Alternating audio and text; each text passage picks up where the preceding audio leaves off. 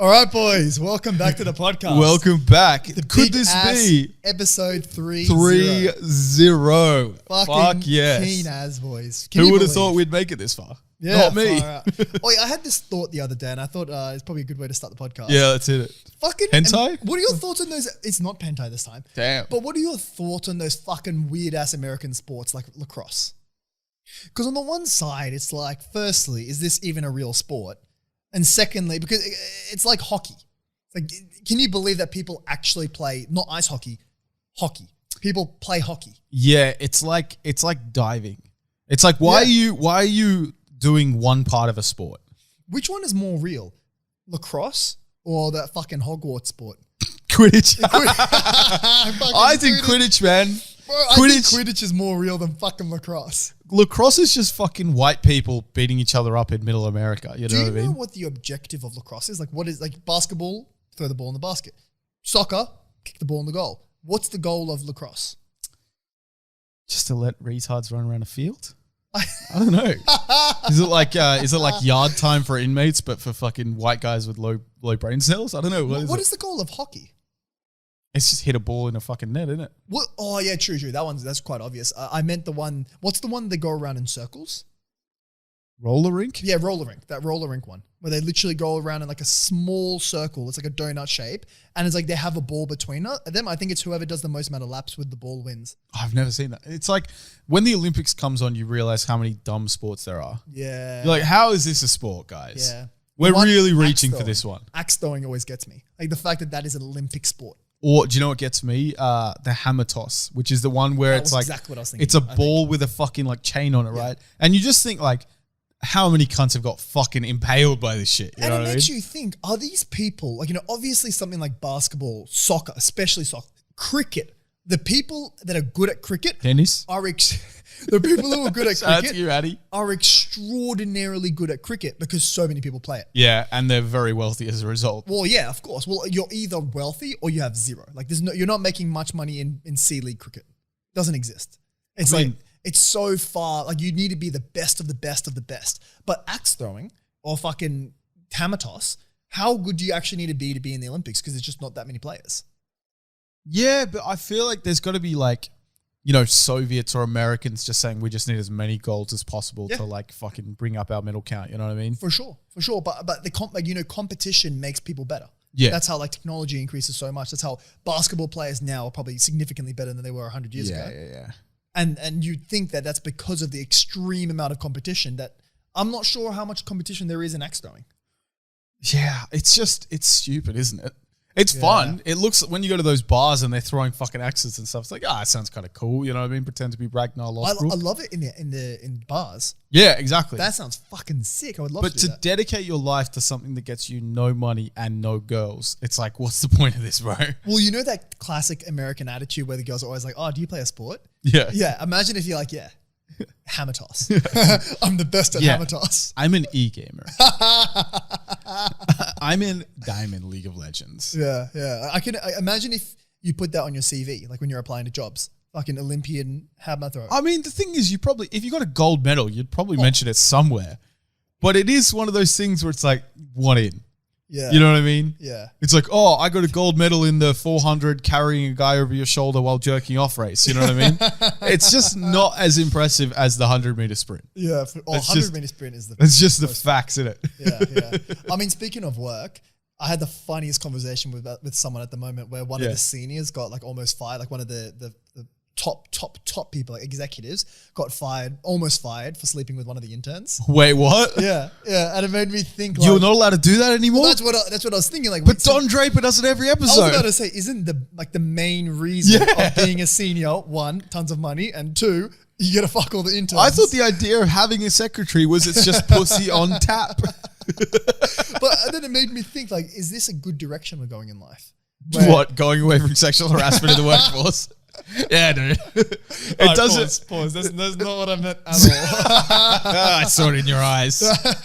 But what I do mean to say is, like, is this a bad direction we're going? Like, assuming it's consensual, is it a bad thing to have sexual relationships within the workplace? I mean, I think I get what you're saying, but I think there's a difference between a secretary and a CEO. because a CEO or like a PA and the person they're representing, right? Yeah. Like, because it's a direct fucking thing. But like, what if you're both kind of fucking playing around, fooling around, right? And you're at the same level in a job, and then you get a promotion and she doesn't. So you're technically her boss. Is it now illegal? Same level will be fine, I reckon, in terms of how it looks, but it would be so toxic within the relationship because some people like you and I who are quite competitive and quite ambitious when it comes to their career, like we always want to be the best. Imagine if you're competing with your girlfriend. Like how toxic would that be? And imagine how bad it would be if she was like, she was just as competitive and like jealous about it. So if you did well, she's trying to like hold out on you and stuff like that. Or like, there's always a little, like, I hate it, but I see it a lot. Like people sabotaging their competitors. It makes sense, but it's like, bro, that's not the way to go. Yeah, at the end of the day, you just got to look after your workmates, you know what I mean? Because there is internal competition, but a lot of times the snaky people don't get promoted because 100% their character, like, people think their managers don't. It's like a teacher. People think teachers don't realize who the cunt of the classroom is, but they always fucking do. And it's the same thing with managers. And I wish I was given this advice when I was the age of our listeners, which is like around the 15, 20-year-old. The world is so small. Everyone knows someone who knows you. You don't want to you don't want to build a reputation for being something that's not good. Like you should always, like, even if you're doing a casual job at a fucking. So what you're saying is, don't broadcast to hundreds of people that you listen to hentai on the regular. Is that what we're talking about? Not quite. Have we made a mistake? Yeah. Fuck. Do we need to take it all down? Here's an example. Yeah. Here's a perfect example. Here's it. So my sister is quite high up in a company and she's hiring people. Was she smoking? Huh? She's high? Can we go there now? She doesn't do any drugs. Yeah, so she's quite high up in a company. She does a lot of the hiring. Yeah. And she was hiring someone who works where my brother used to work. So she asked him, like, hey, there's this really good candidate. We're planning on taking him to the final stage. Yeah. So we're planning to take him to the final stage. Have you heard anything about him? And my brother was like, I'm not too sure, but I'll ask someone who's still there and I'll see if he knows anything. Turns out my brother's friend knew someone who had a massive fight with him. So the response they got was, oh, he's a massive dickhead. But they literally got it from the enemy of that person. And then she, off the back of that, asked him a question regarding that. She said that she didn't want to make it obvious, but she was like, what would you do in such a situation? My brother said you're a bitch. No. But and then the guy fumbled because he brought it up and it was like a direct question exactly in that. And like you never know who knows you. And like, so trying to make a great first impression with everyone you meet because it's going to pay. So like if on the other side of the table, my brother's friend was like, oh no, excellent work ethic, such a great guy. And honestly, most people will give you a good review even if they just think you're an average guy. Yeah, exactly. So like, you would have to be a terrible person for them to be that honest. And that guy lost a really, really good opportunity because of just that one bad relationship he had. Yeah. You want to make sure that even the worst enemy would give you an okay review. Yeah, I mean, speaking of jobs, bro, I was thinking about this the other day. Yeah. How do you get the job of like chief alien fucking inspector at Area 51? Is it? Oh my God. You know what I mean? Like how do, even just the bullshit jobs like being a security guard, how do you get the gig to protect the alien? Yeah. You know what I mean? Yeah. Like how do you even get, I think you'd have to start off with one of those like really strange degrees, like in signals or in like, what do they call, like so funny because I'm going to go into signals. Oh yeah. Like signals or like one of those weird things that would be like extremely important when it comes to communicating with like these fucking, do you reckon what is your thoughts on aliens? Do I think they exist? I think we can both agree that it's not I think we do have differing opinions. I think we spoke about what's your opinion? I think that we spoke about this at the train station. At at Central Station. Yeah. I think they do. I'm sure that there's a life form out there. I think like Infinity takes care of that for you. I just don't. And the thing people think about infinity is that because it's infinity, it immediately means it's true. That isn't what it actually means. It just means that by ever expanding, extraordinarily unlikely. you'll probably get there. Yeah. My contention is I don't believe that aliens have to be these little green men with fucking saucepans, sized ships fucking floating around who are way more technologically advanced. Yeah. I think when people say aliens definitely exist, they often cite dodgy sources. Bacteria in a different planet. Yeah, and like the thing is, that's still a fucking massive revelation in science because there's been no proof that aliens exist aside from a bunch of nut jobs taking photos. Yeah, it'd be yeah, humongous. but cunts are obsessed with they have to be way more advanced than us. They have to have built the pyramids. Yeah. And I just like, I think I'd take it very much on the, if there's proof, let's talk about it. But it's like, have you heard simulation theory? The idea that like, it's, there's the original people who then create a simulation because maybe the Earth's fucked or something like that. And then the people within the simulation end up creating a simulation, and it goes on and on. Yeah. And so it makes sense when, given the period we're living in, where games have become so damn bloody realistic compared to what they were when we were young, like when they were just like Pac-Man and shit like that. Yeah. It's undeniable we'll get to the stage where it's undistinguishable whether you're playing the game or real life. I agree with that. And I agree that maybe we're the first generation that goes into the simulation. But there are some people that straight up believe it is a simulation. There's no doubt about it. Well, the question is like, what's the odds that we are the first? But it's not about like, the thing is you can't calculate these odds when there's no actual evidence of it being a simulation so far. Yeah. Aside from us moving towards that. Simulation theory is something that I'm more on the skeptical side on. Like I said, I understand it, not fully. Like I only know on a very high level basis, but I'm a bit skeptical. I love how the people who don't understand like business or engineering, they'll think high level and they mean like, oh, he knows a lot. No, that means like from a bird's eye view, I kind of recognize. But here's something that I thought is very interesting. So I think we can both agree that to have life, you need to have extraordinarily, you could say, lucky circumstances. Yeah. Like you need it, like the atmosphere is extraordinarily important into having life. Otherwise UV just comes straight through. And not that many planets have an atmosphere. I mean, it does in Australia, doesn't it? Well, yeah, that's the ozone, but we still have a humongous amount of atmosphere. We have tens of kilometers of atmosphere. Yeah, of course. And when you just remove one element, which is O3 or ozone, one compound, suddenly life is if that happened millions of years ago, there might not ever be humans. Yeah, exactly. But the thing is, because life needs to be in such a perfect situation, here's a theory that I want to float out there. And this is not a joke. This is like a serious theory. So think about it like this. Let's hear it. I wouldn't be surprised. Actually, I'll put it in a different way. Think about it. Humans are very explorative, of course. We've already put a rover on Mars, which is fucking crazy, the fact that we've done that. Yeah. Men have literally walked on the moon. Insane.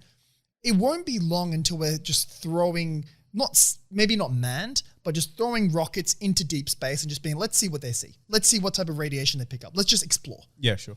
And then it won't be long until maybe hundreds of years, but it won't be long in the scale of things until we find a planet that is somewhat hospitable. And when we do find one, it's very unlikely that it's already walking, dinosaurs and shit there. Like it'd probably be at a really early stage. Like there's just bacteria. What are we going to do? Are we just going to let it grow? Or are we going to drop some seeds? Drop a bit of seeds. Try to make something happen.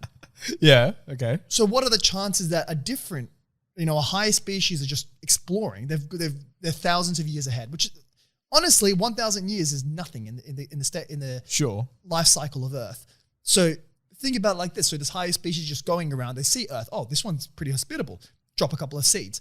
Dinosaurs form. Huge life, and then it gets destroyed. They come back. Oh, look, there's nothing here. It sounds like the episode of The Simpsons when Bart puts his fucking dino nuggets in water and it grows up to be a massive dinosaur and fucking eats Lisa. But I'm thinking like it's not that far-fetched. If they drop a couple of seeds to life, and it's like very, very early stages. It's like they drop plants, and then plants lead to animals, but it skips a million years of evolution. But so my contention with it all is that people think that because infinity doesn't have a value and the idea is it's never ending, that it means that it has to happen. And that's not actually what happens. Like the idea is through infinity, eventually it will happen, most probably. But in the same way that if you flip 500 fucking heads, it's still a 50-50 chance to hit a head the next time. Yeah. There's still a fucking low chance of all this shit coming. And there might be very... what do you mean by all this shit? Like all the checks and balances you need in order to sustain life. Yeah. You know what I mean? Absurdly high odds. And then... low odds. And then the odds that there's another species that are interplanetary. And they found this thing because it's close enough. Because remember, space is big. Humongous. It's not small. Yeah. Like, we look at a fucking solar system. It's like, oh yeah, I'll just pop over to Pluto. It's like, no, that's not how it works, mate. Yeah. You know what I mean? The idea of light speed is very silly. I also think about it this way. So humans have mapped every centimeter of Earth. Every centimeter. Like we know, we haven't mapped like inside the jungle, like maybe the Amazon Even jungle. like the deep areas of the trenches, I'm pretty sure, like the Mariana Trench. Yeah, but we know where the land is and where the water is. Sure, yeah. And we're extraordinarily sure. We've got satellites, but even before satellites, we were quite good at mapping out where everything was. Like even Christopher Columbus was able to go there and discover land and then map out the world. he's probably not the geography expert you want, considering he went to the wrong continent. Sure. But I'm just saying that we were very good at mapping things without actually going there, like through satellites, through all this technology. Yeah, of course. I don't think it will be very long until we find a way to do that with the universe. See, I know what you're saying, and I understand, and I agree, because we've seen like maybe using sonar or something like that, you know? Like there was a guy, I think in like the 1920s or 10s or 30s, I can't remember, who said everything that is ever to be invented has been. And then, you know, fucking, what's the physics we did in fucking high school? The one with Einstein? Relativity? Yeah, but like that style of physics where it's like the molecular level in terms of like electrons and shit like that. Oh yeah. Fuck, I forget what it's called. Anyway, it's a whole brand of physics where it's like you're not looking at things on the outside, you're also incorporating the inside of it and all this kind of shit. Like the micro, like yeah, atomic. And it like revolutionized the whole fucking way we view science and all this kind of stuff. And like technology has boomed and all this. So I understand that it's easy for you to think like, and not just, I'm not saying you, I'm saying like people to think, yeah, in 500 years we'll be flying around in space cars and stuff like that. But it's more that people then say, well, if that's the case, then what if a country was, or a planet was 1,000 years before us and they're already there? And I get it. My contention is always that we have no proof that exists. Not that it doesn't exist, but people just assume it does and that they're spying on us without any proof. Yeah. And I feel like a lot of times it's because it's fun. It is extremely. Do you know what I mean? You see Independence Day and you're like, yo, if the fucking aliens came here, I'd get my AR-15. You know what I mean? Yeah. Like, well, you're an engineer. What's your opinion on AI taking over? It's very, it's a bit scary. I'm not gonna lie. It depends how good it gets. Are you scared of it? Not actively, but is it something that you should say people should be scared of this? Well, it's hard to say because you need checks and balances. If you develop good checks and balances, then it's fine. Like it's almost like if you incorporate a slavery mentality where AI is there to suit humans, then maybe it's good and like it won't go wrong. It's like that, can you remember iRobot where the whole idea was like there were 3 laws. One of them was like you can never harm a human. Yeah. You have to do something for a human. But like if you incorporated an AI that could run around the entire world, right? It was interconnected, which we're going to move towards interconnected systems. Like once we have driverless cars, you're not going to have driverless cars. Sorry, yeah. We're not going to have one car which just has a bunch of sensors and does it all by itself. You're going to end up getting a network of cars. You'd hope there's a system. Of course, yeah. It's just like trains. Like if there's a crash 50 kilometers up, that's a whole new definition of off the grid. Yeah, when you think about it, there isn't really a grid right now. Yeah, I mean, imagine how crazy being off the grid will be in the future. Oh, bro, it'd be wild. Because it's like there was the game Watch Dogs where the guy could like hack into all the stuff. Yeah. And it will go even further because if you have a network of driverless cars, if there's a crash up ahead somehow, like someone just jumps out last second to try and commit suicide, all the other cars will slow down in unison. So you could have bumper to bumper traffic all going at 80 kilometers an hour and the computer will be able to determine how fucking fast to decelerate these cars. Traffic won't exist anymore. Yeah, it'll be pretty insane. I'm not going to lie. It's incredible that can happen. But then one person jumping into the footpath fucks everything for everyone. But the thing is that one person jumps in, but all the other cars back, they can sense that from that one car's sensor. Sure, and they can all adjust based on it. But then you still have a massive deceleration. Like it's not a comfortable driving experience. You're right, but all of them decelerate at the same time, so they could maintain a fucking single form. Yeah. You know what I mean? It's pretty it's absurd how it's pretty, and the thing that people think they think we're 10 years away. We're not 10 years away. We're various years away. Is the tech here, or is it legal? Is it legal and political, or is it tech thing, or is it everything? It really depends. So you know how Boston Dynamics? Yeah, they're these guys who release these videos for people who don't know, and they essentially terrify people. Why? Because a lot of people are interested, like myself. Well, what is Boston Dynamics? It's a company, but what is it that they do? So it's a company. Are they owned by Google? I think they were bought by a big tech company recently. But essentially, they create robotic devices and I don't think there's a whole lot of like actual use for them in the real world, but they showcase what we can do. So they've got like these robotic dogs that when you kick them, they are able to like recover themselves and not fall over. You know what I mean? They've got these robots which are trained to be able to do backflips called the Atlas. And there was so the Atlas robot was the one which was doing the parkour that went viral. What people didn't realize is there was like 30 attempts to get it done. There's this thing which is like the robot Olympics where it starts off in a car, right? It's controlling the car with an arm. So a lot of people enter this competition. Essentially, there's a set of tasks you have to do. Yeah. So it starts by you have to drive the car, navigate these obstacles, get out of the car, fucking climb some steps, cut through a metal thing, all the shit. I saw it in a like a robotics class I did. Yep. The hardest task was not the driving, was not the cutting, was not the manipulating. It was stepping out of the car. Because basic motor functions that we take for granted are still... Like for the robots? Yeah. Like to step from the car to the ground. Oh, shit. Like there's so much calculation and... Yeah, exactly. Get landing correctly. Exactly. And like we're still so far away. To make robotic automation... It's scary in how bad we are with tech still. Like at simple things you would think are easier. Yeah, like the things you would think are simple are the most complex things a lot of the time. Is the solution some sort of machine learning? Where it just learns on itself and it just gets better? Probably. And that might be the scary thing. But the idea is, imagine if you had an AI that was connected throughout the world through all these systems and it was there to protect Earth, let's say. Oh. We're fucked. Because humans are the biggest plague the Earth has ever experienced. Are we? Yes. Oh, we are currently. I don't know if we would be in the long run, though. I think so. This is the thing about humans. When they discover they've done something wrong, they feel extraordinarily guilty and they do everything they can to fix it.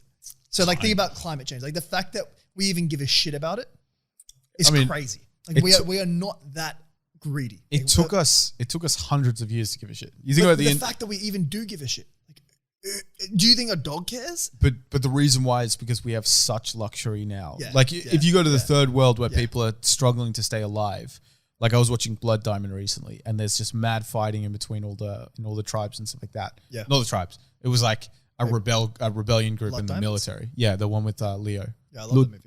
Blood Diamonds. How do you say diamonds in a South African accent? I have no idea. Diamonds. Anyway. It's American as fuck. Blood diamonds. But yeah, I was watching it and a lot of those cunts, obviously it's a movie, but there's a lot of it is based around what happens in Africa. There are just people who they do not know if they're going to see tomorrow because there have been mad rebellious groups that just go through, like these militias that just kill you. Can you imagine living life in that type of uncertainty? Bro, it's wild. Australia has this thing called Smart Travel. Yeah. Right? It's a website to help you see like what's safe, all this kind of shit. Yeah, and a lot of times update it when you're traveling, but fucking no one does. Yeah, no one gives a fuck. I did when I went to Palestine. That was the one time in my life that I updated it. Yeah. I remember I was sitting there with my dad. I was like, oh, like we're going into the West Bank now. Do you reckon? I was like, you know, the website says we should update it. What do you reckon? He's like, oh. Surely that's the one place you would feel safe. Well, no. He was just like, update it. Just do it for me as well. I was like, okay, sure, let's do it. Surely that is the one place because you're going back to your fucking people. Yeah, but you're not with the tyrannical leaders who are oppressing you. That's fine, but it's like, what if the people, Palestinians die all the time and no one asks any questions? You're right, because it could still be like gunned down by some Israelis. If you saw a news article right now, if you say you open up the Australian, whatever newspaper you read, the first thing is there's 60 Palestinians died. Are you clicking that article? No. Yeah. No, like honestly, even if like it's just a Tuesday, really. Honestly, at this stage, we're so desensitized that no one gives a shit. So, what if it's a 60 Palestinians and 2 Australians die? So let's say, and I'll get back to the smart travel thing in a second. Let's say you take out your adventurous side because I think we're both people that if we had a chance to meet Putin or fucking Kim Jong-un, it's like, yeah, in a second, bro, that sounds great. Okay. Whereas a lot of more sensible people in the world be like, no, these people have people killed all the time.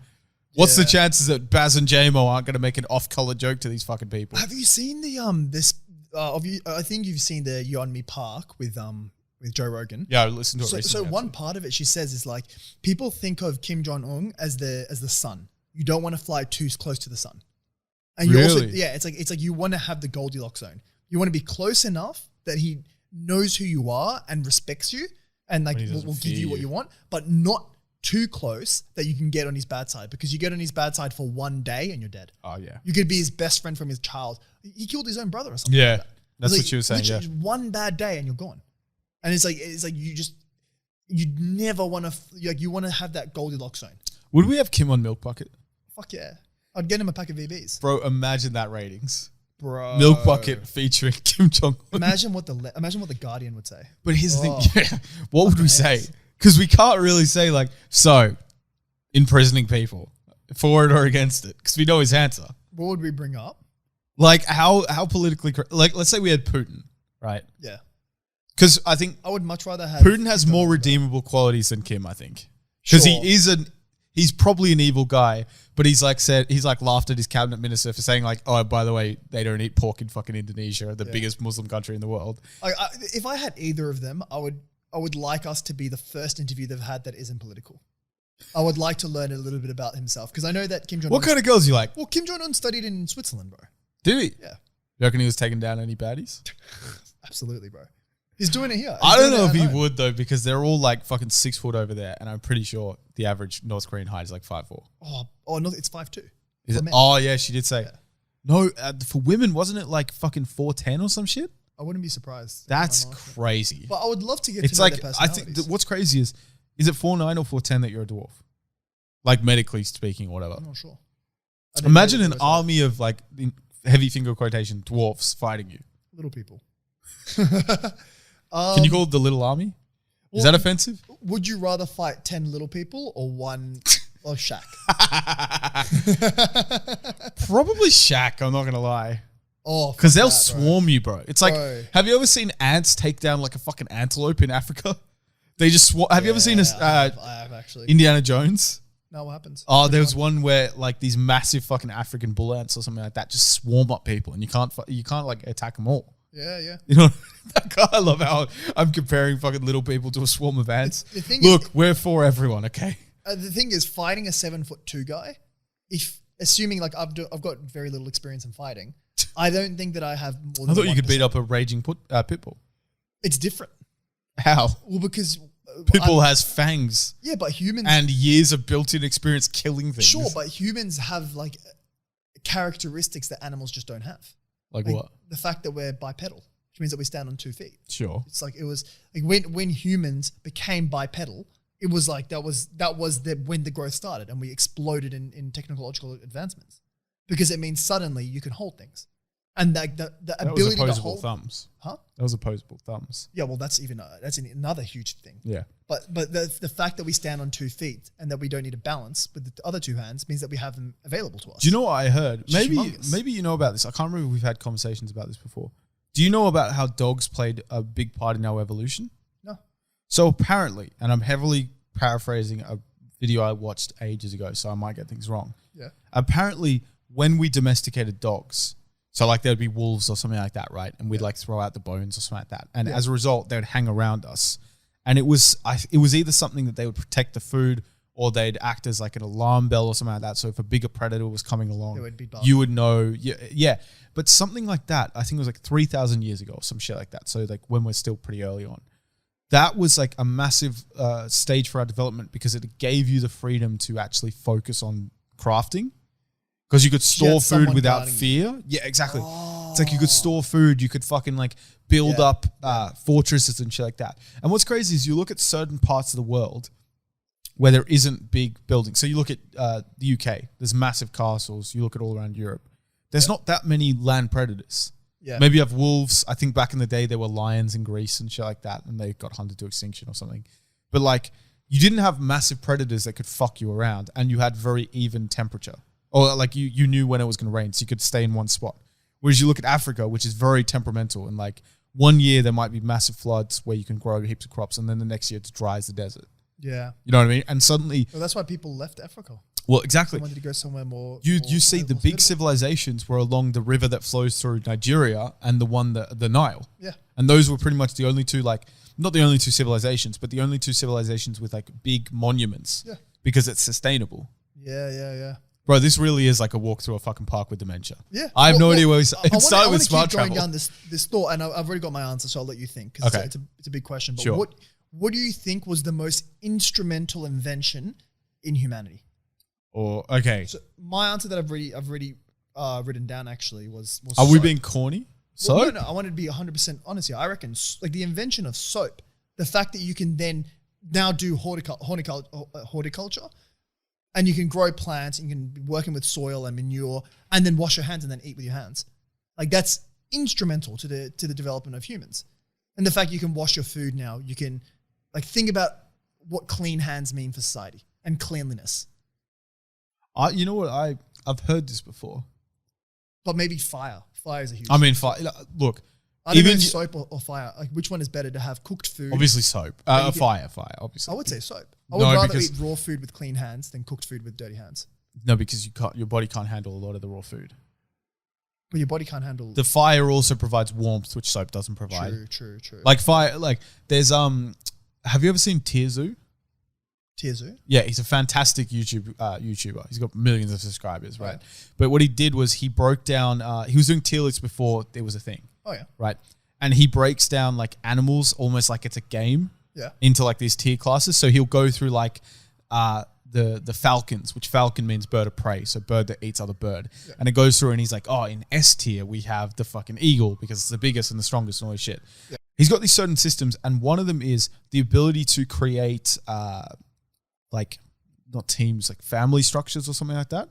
Yeah. So like work within groups, that's a massive part of evolution into the next step. Yeah. And the ability to master fire.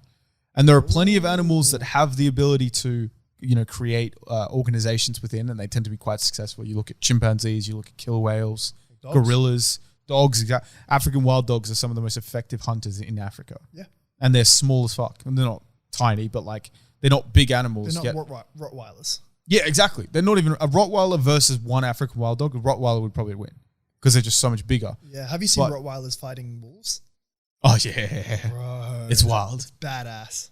When you see Rottweilers fighting coyotes, it's almost sad because the coyotes have no chance. Rottweilers are fucked. I've never seen a Rottweiler. Got fangs. Well, that's the thing. I've never seen a Rottweiler not calm as a lion. Like their posture is just absurdly good. It's just like their confidence and their sheer ability to be able to fight anything. See, I know what you're saying, but I saw a video once on TikTok of a guy having to calm his Rottweiler down. And before that, I was like, oh, they're so cute. I kind of like them, you know what I mean? They're huge. No, they're cute. I don't know if they're cute. Are you using it as the wrong dog? Rottweiler, like the big ones. The ones with the black and brown coat? Yeah. No, they're cute. I saw one the other day when I was going for a walk. If you think about it, they're the prettiest of the scary dogs. Like Pitbull is scarier looking. Staffies just look like small pit bulls, really. What about like German Shepherd or Labrador?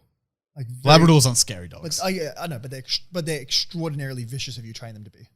Yeah, like you can train them to do anything. So is most big dog, realistically. Not like greyhound. There's no way. There's no way you're fucking teaching a greyhound to fucking attack anything. What do you mean? Like their whole breed is to chase and attack a bunny rabbit that never gets. I guess they could chase other also, greyhounds are one of the dogs that a lot of times you have to have muzzles for. Yeah, because of animals, but they won't ever attack a human. I'm sure, but and people say that they won't hurt. People say that about everything. You know what I mean? True. But no, with Rottweilers, I didn't realize how long their fangs were. Are they? Yeah, it was like. So they're canine teeth, not fucking fangs, but you know what I mean. Yeah. So he had to put his fucking head to his forehead against the forehead of the Rottweiler because it was in a cage, right? It was his Rottweiler. Put his own head. Yeah, and it was snarling at him. And you said it was like you ever watch fucking Blacks.com and the dick's so long it's got a bend at the end? Yeah. That's what this teeth look like.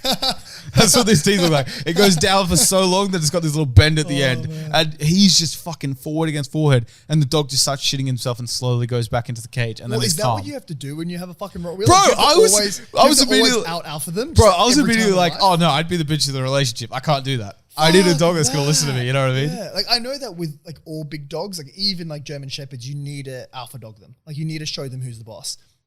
I can't believe you use the example of German Shepherd. Why? Because they're aggressive dogs. They're like military dogs. Yeah. But like you need to consistently. But like golden retriever, they're just fucking sweethearts. Yeah. Golden retrievers are so fucking cute. Do you know what was crazy? Yeah. I think Labradors are way cuter than golden retrievers. You're bugging. And I don't like hairy dogs. That's why. You're crazy, bro. It's so much nicer to pat.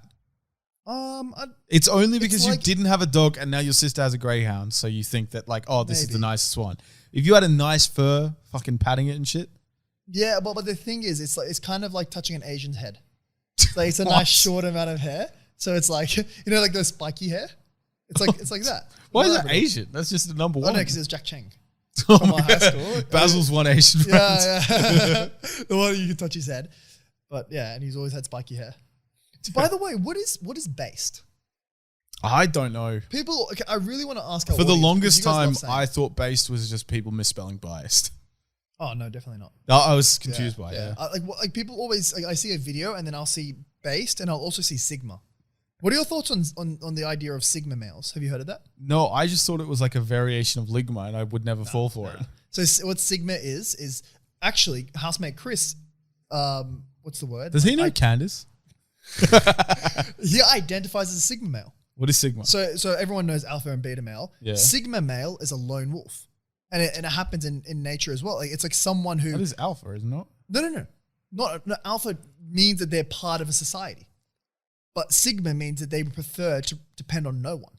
It's them, their girlfriend, and that's it. Do you know what I think that is? And maybe their children if they have them. Do you know what I think a Sigma male is? Because obviously it's an internet thing. No, it's a real thing. No, it's not. Well, the whole James Bond was supposed to be the quintessential Sigma male. Yeah, based on what today's definitions were. You know that, like, if you watch the even one, alpha, it apparently, has that thing. apparently alpha males aren't a thing. Well, a lot of research says that it doesn't exist. Yeah, like even within like wolf packs and stuff like that. I don't know. Anyway, who fucking knows? It's more fun to believe it is. Yeah. But like, sure. I think Sigma males is people who feel like they don't fall into beta, trying to don't fall into alpha, trying to rebrand beta into something cool. Nah, because like when we talk to Chris after the podcast, it'll come out. And when you see James Bond, especially if you watch the 90s one, like the Pierce Brosnan ones, it's extremely intentional. Like they make sure that whenever he has a support system, he never uses it. He's always about, I've got my gadgets, I've got my things, I've got my people that I need I've got my boss, I've got my gadget guy, M and X respectively. I get what I need from them and I do everything by myself. Yeah, but I don't think everything. I don't think alpha male. I think a lot of alphas will then fall into that category. No, not at all. Of course. Like, I mean, who's a quintessential alpha character in movies? An interesting one. I mean, every action here. You look at fucking Jason Bourne or Jason Statham. Like he's a Sigma. No, but that's because we've rebranded that. That wasn't a thing 20 years ago. You know what I mean? I wonder if it wasn't. I don't think it was, bro. Yeah. People love to. It's like fucking. What is it called? What's the one where you don't believe in your own accomplishments or something like that? But also, imposter syndrome. Yeah, that. I feel like we just find words to represent every feeling the human emotion can ever have. But self-identifying as a Sigma is not something for everyone. Like for me, that sounds horrible. I always loved the group assignments. I love working in a team. I love accomplishing something way bigger than myself. And like a single person can only do so much. I know what you're saying. Like what you can accomplish with 10 people is 25 times more than you can accomplish by yourself. We were talking about this before the pod. You had good group assignments, didn't you? Yeah, I was always the bludger. Bro, I had the worst group assignments. Yeah? I somehow it's because I must have been lazy and just like went to the class to try and get a person, you know what I mean? Or get like a group. I mean, I think you kind of do. You got to go in there and look for the people that you want to be in a group with.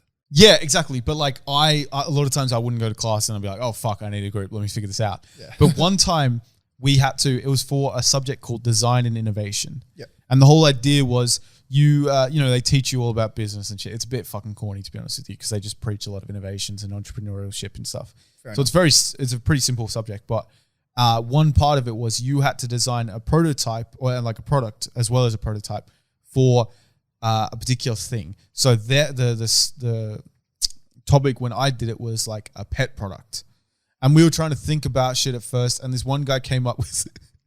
Yeah. I just remembered what he said. What did he come up with? He's like, "Oh, it's like a backpack, but you put it on one of those harnesses." And I'm like, "Backpack for an animal?" Yeah, you know how like a dog will have like instead of a lead with a collar, they'll have a harness which goes around their chest rather than their neck. Yeah, I much prefer that. Yeah, of course, because it's like the dog doesn't choke themselves and stuff like that. So it's more humane. The idea was you'd have little pouches on the side or something like that. Maybe you store some fucking doggy treats or whatever or a tennis ball. Yeah. Who cares? That's not a big deal. But it's a backpack. He did, when we were in the design phase, we were all discussing, and he drew a picture. And I looked at the picture and I'm like, oh, isn't that a cat? And he's like, yeah, when you take your cat for walks, you can put this on and do this. And I died more than I'd ever died before. He said, would you take your cat for a walk? When you take your cat for a walk, like it's a normal fucking thing. What did the rest of the group say? Oh, so it was two Indian guys and me. So the other guy didn't do anything and I just fucking died laughing. And this was like a real life meeting? Yeah, he just showed me a picture of it. It was great.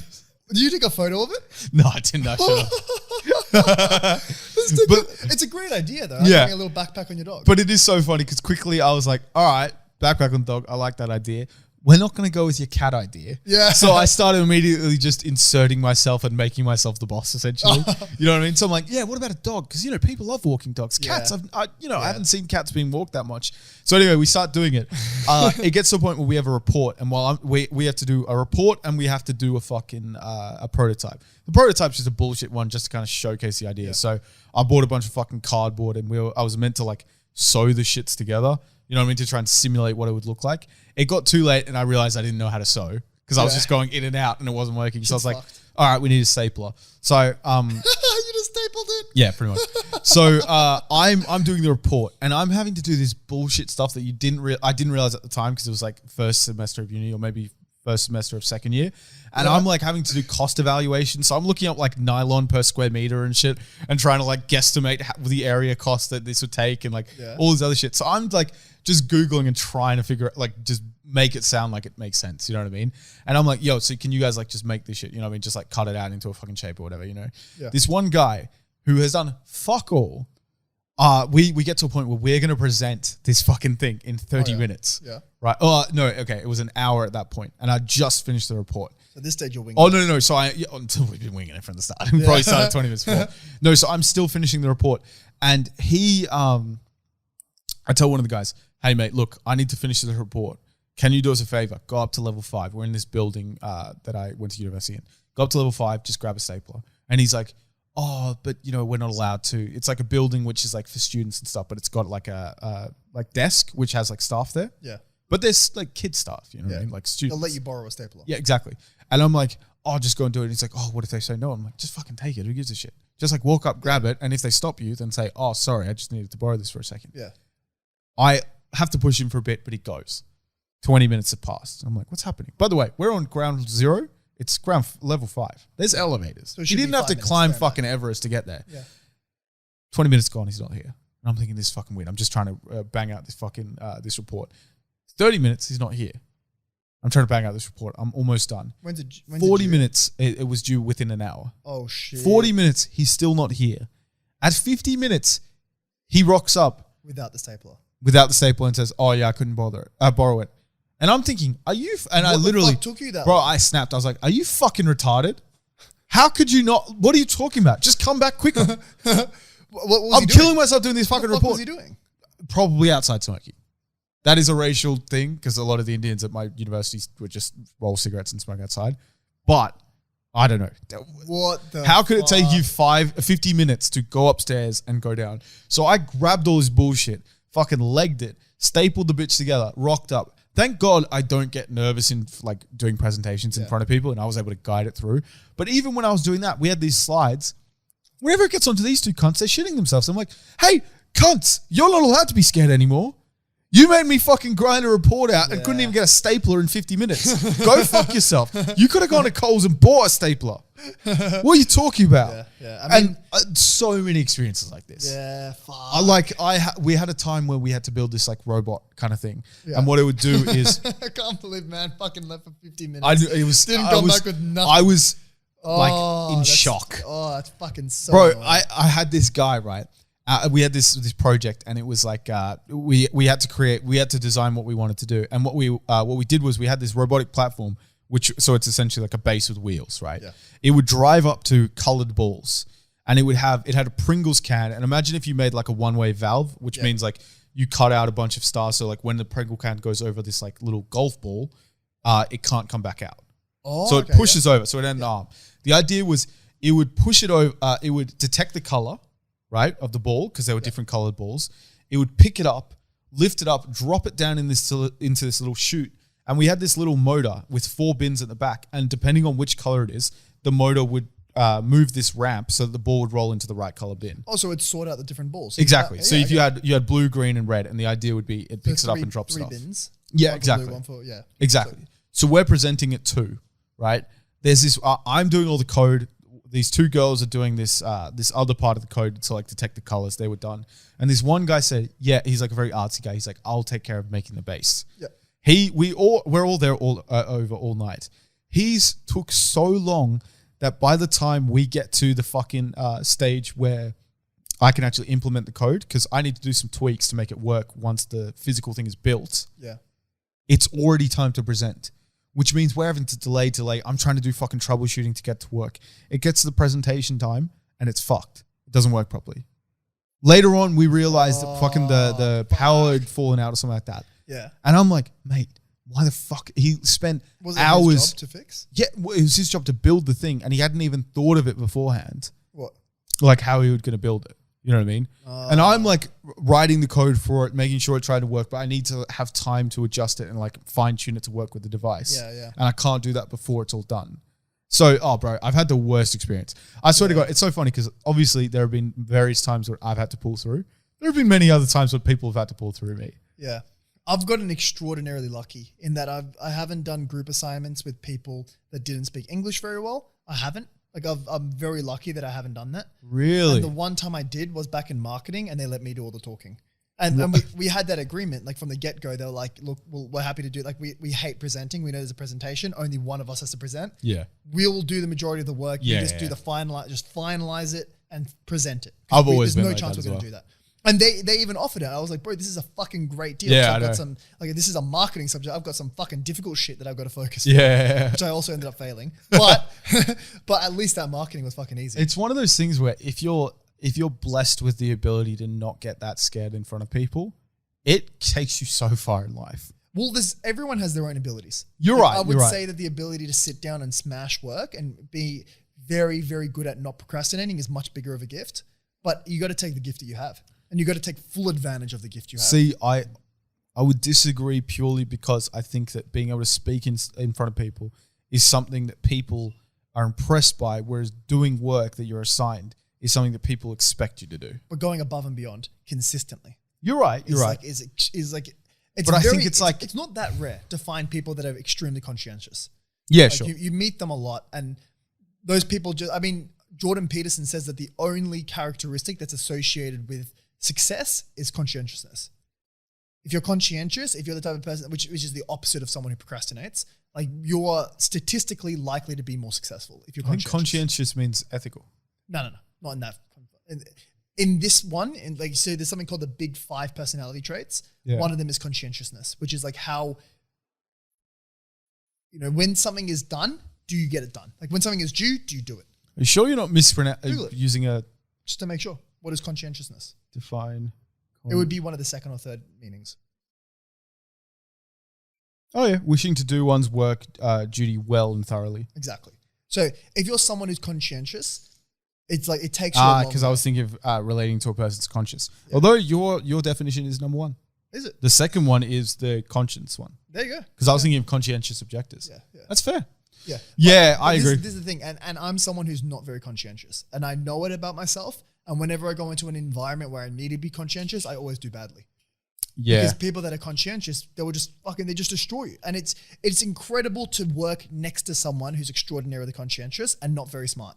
Because it'll take them so long to understand something, but they'll just overtake you because they're just working. And even though you understood it way quicker than them, they've just done all this work because they haven't procrastinated all day. That's how I always felt in engineering, because a lot of the times I would like just procrastinate and not do any work. And then I'd ask a guy like, hey, yo, how do you do this type of question? And I'll show it to him.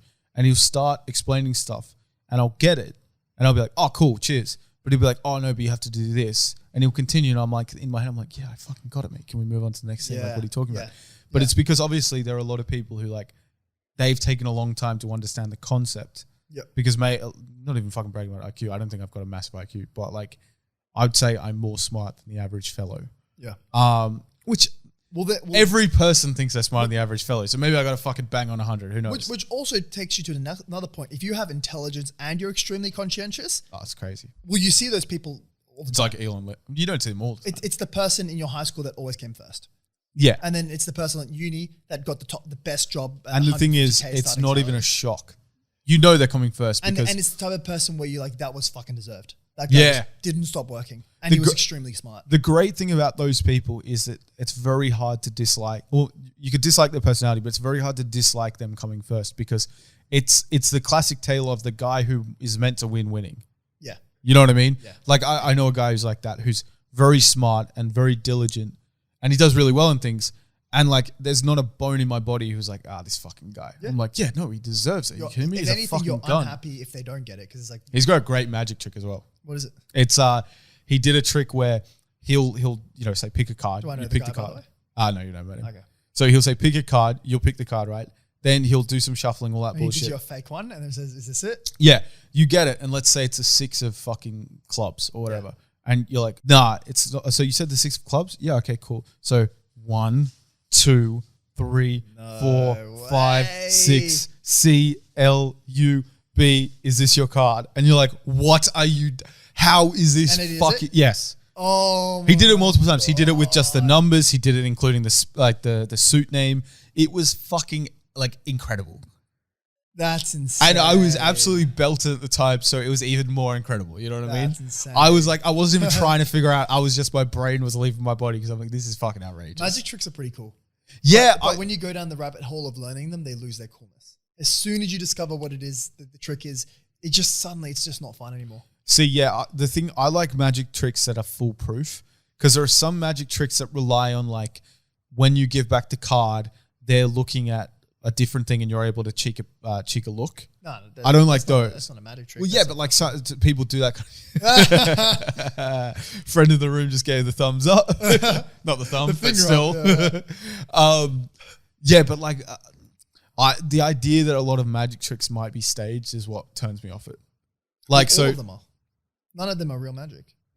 No, of course, no, but it's like when you see David. But it's a difference between. There's a difference between sleight of hand and like well preparation than the audience being in on it. So like David Blaine has one where he has a deck of cards and he's with LeBron James, Anthony Davis, and a bunch of NBA players. Times, yeah, and he like presses it down and it turns into like one card. Yeah. And if they're all in on it, fuck that guy. He's a cunt. Do you know how he does that? No, how? Do you want me to? It'll remove the magic. I don't give a fuck. I've seen it like 10 times. Okay, so what happens is when they're shuffling it, he's got a special sleight of hand. He's all about sleight of hand. Yeah. David Blaine. All of these tricks are, and they're also really easy magic tricks. That's the weird thing. He's extremely good at doing the simple ones. So the simple ones look magical because he's so damn good at them. Yeah. Anyway, so his trick with that one where he has a deck and he's just pressing down and it goes smaller until there's only one card left. Essentially what he does is that he's actually got like maybe 7 or 8 cards left, but he's spaced them out in his hand so it looks like it's a deck. Wait, really? Yeah. So it's all in the shuffle before he's keeping them in his hand. He's hiding them in his palm and there's only 8 left. And then when he's holding him, it looks like it's a proper deck because the cards are a bit thicker. Like it's a special deck that's made for it. It's a magic deck. See, I'm cool with that. And then he just presses it down and it goes down and goes lower and lower. And before you know it, it's just a couple of cards. I'm so fine with that. Yeah. Because that's like, as long as the audience doesn't know, like, you know the one he does where he spits out the frog? Yeah. So you know how he and did. You see how much grind is in it. Yeah. But when he did, the first time I saw it was with, it was like Dave Chappelle, fucking, who's the short one? The little black guy? Kevin Hart. Kevin Hart, yeah. Yeah, like a bunch of those guys, like a bunch of celebrities, and he's doing that. And it cuts the part of him spitting out 3 liters of water before it happens. Yeah. And I'm like, when I saw it on Joe Rogan, I'm like, I hope he managed to do it first time with this one because he's under the lights. Yeah. And there's a chance that maybe you can train for game day performance, but like, it's like when you hear the audiences that go to talk shows and they say, well, it was actually 3 hours of recording and turned out to be 20 minute show. Talk shows actually piss me off because apparently, you know, it comes on and it's all very friendly, like, oh, so tell me about this. All the topics are pre-given to the person and they know exactly what's going to happen. Oh yeah, 100%. Well, do you think these guys are that good on the spot? Like when you see Kobe in the shows and he's got the perfect scripted answer, do you think he's that good on the spot? No, he's a basketball player. Yeah, but like some of them are fucking actors and comedians and that's their job. Well, their job is to prepare scripts. Not really. So if anything, it should be, and the thing is with Kobe is that he prepares everything. He doesn't wing things. I wouldn't be surprised. But like with other people, you know, I wouldn't be surprised if him and the interviewer sat down a day prior and practiced everything so that there was no surprises.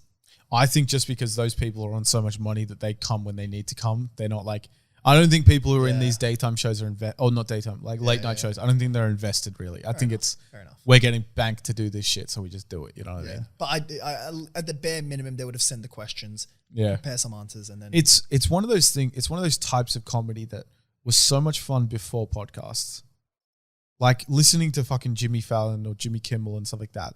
It was a really fun experience hearing them talk to comedians or like celebrities or whatever. But the second podcast comes along where it's real and it's not like scripted and shit.